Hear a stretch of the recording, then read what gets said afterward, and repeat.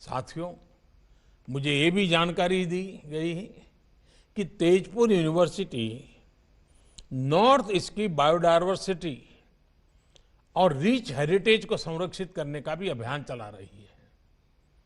North east के आदिवासी समाज की वो भाषाएं जिन पर विलुप्त होने का खतरा है, उनको डॉक्यूमेंट करना बहुत सराहनीय काम है।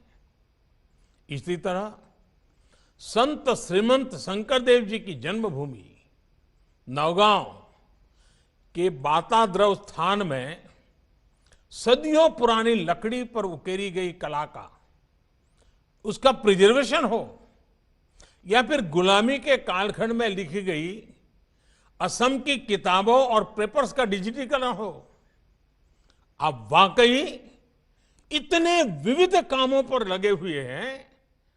कोई भी इसको सुनेगा उसको गर्व होगा कि इतना दूर हिंदुस्तान के पूर्वी छोर पर तेजपुर में ये तपस्या हो रही है, साधना हो रही है। आप वाकई कमाल कर रहे हैं। साथियों, मैंने जब इतना कुछ जाना तो मन में ये सवाल भी आया कि स्थानीय विषयों पर, स्थानीय आवश्यकताओं पर इतना काम, इतनी रिसर्च करने की प्रेरणा आपको कहां से मिलती है? इसका जवाब भी तेजपुर यूनिवर्सिटी कैंपस में ही है। अब जैसे आपके हॉस्टल्स चराईदेव, नीलांचल, कंचनजंगा, पटकाई, धानसिरी, सुबनसिरी, कोपिली, ये सभी पर्वतों, चोटियों और नदियों के नाम पर है। और ये सिर्फ नाम नहीं है, ये जीवन की जीती जागती प्रेरणा भी है। जीवन यात्रा में हमें अनेक मुश्किलों, अनेक पर्वतों का सामना करना पड़ता है, कई नदियों को पार करना पड़ता है। एक बार का काम नहीं होता। आप एक पर्वत चढ़ते हैं तो फिर दूसरे की तरफ बढ़ते हैं। हर पर्वतारोहण के साथ आपकी जानकारी भी बढ़ती है, आपका एक्सपर्टाइज भी बढ़ती है और नई चुनौतियों को लेकर आपका पर्सपेक्टिव तैयार हो जाता है। इसी तरह नदियां भी हमें बहुत कुछ सिखाती है। नदियां कई सहायक धाराओं से मिलकर बनती हैं और फिर समुद्र में मिल जाती है।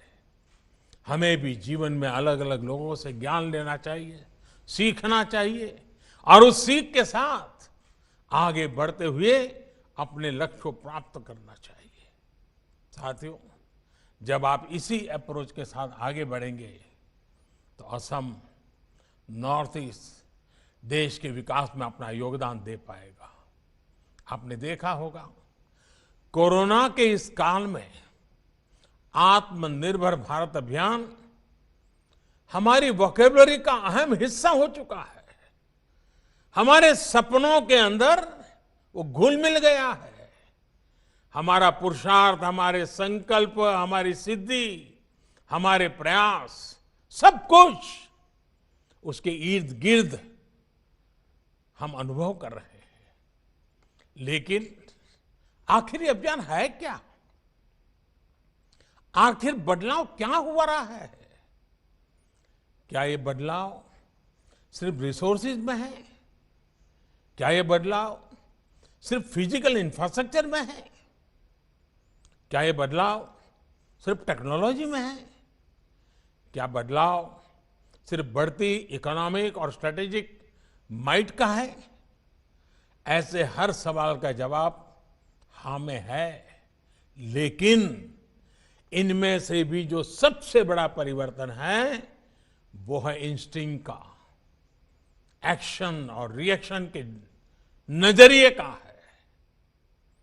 हर चुनौती, हर समस्या से निपटने का हमारे युवा देश का अंदाज, देश का मिजाज अब कुछ हटकर है।